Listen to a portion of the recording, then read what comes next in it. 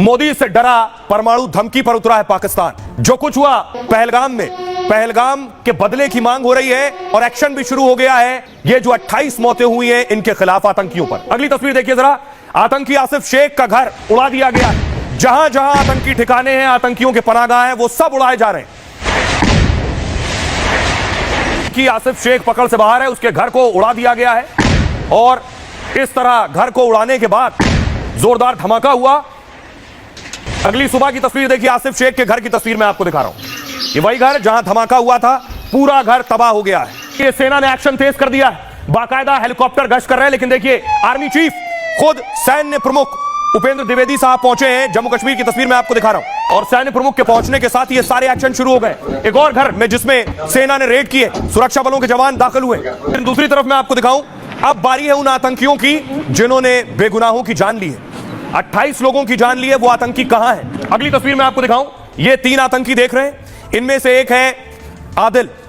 सेना ने आदिल के घर पर बुलडोजर चला दिया। अगली तस्वीर में आपको दिखाऊं, ये है आदिल ठोकर का घर, जिसके घर पर एक्शन हुआ है। आदिल फरार है, सुरक्षा बल ढूंढ रहे हैं उसे। वो पहलगाम हमले में शामिल था, उसके खिलाफ 20 लाख रुपए का इनाम भी रखा गया। तो भारतीय फाइटर बॉर्डर पर गश्त कर रहे हैं तो खबर आई पाकिस्तानी फाइटर भी बॉर्डर के पास देखा गया है। पाकिस्तान का लड़ाकू विमान आप देख रहे हैं, ये जो पेड़ के ऊपर आपको जाता नजर आ रहा है, ये पाकिस्तानी फाइटर है। खौफजदा है पाकिस्तान, डरा हुआ है। उसे पता है कि भारत के पास जो ताकत है वो उसके पास नहीं है। पाकिस्तानी रक्षा मंत्री ख्वाजा आसिफ ने विदेशी मीडिया को बयान दिया, कहा भारत पाक में शुरू हुआ विवाद बड़े जंग का रूप ले सकता है।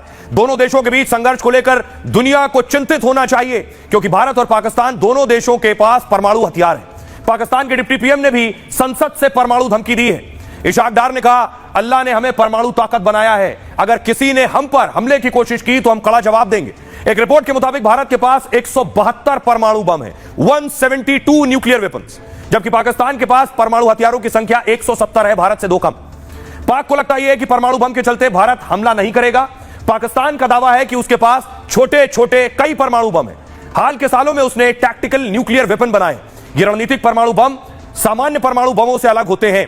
ये बम किसी खास क्षेत्र को तबाह करने के लिए बनाए जाते हैं, ताकि बड़े क्षेत्र में तबाही ना फैले लेकिन छोटा इलाका बर्बाद हो जाए। पाक को पता है कि भारत से सीधी जंग में मुकाबला नहीं कर सकता है वो, लेकिन तुरंत नुकसान के लिए ये छोटे परमाणु बम उसने डिजाइन किए।